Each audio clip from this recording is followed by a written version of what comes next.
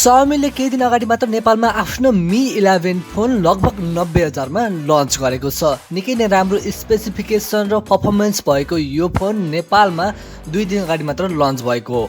Guys अब भने हामीले यो फोनको क्विक अनबक्सिङ र केही फिचर्सको बारेमा कुरा गरौँ। यो फोनमा 55 वाटको फास्ट चार्जिङको सपोर्ट छ। त्यसैगरी 108 मेगापिक्सलको सिनेम्याटिक क्यामेरा छ।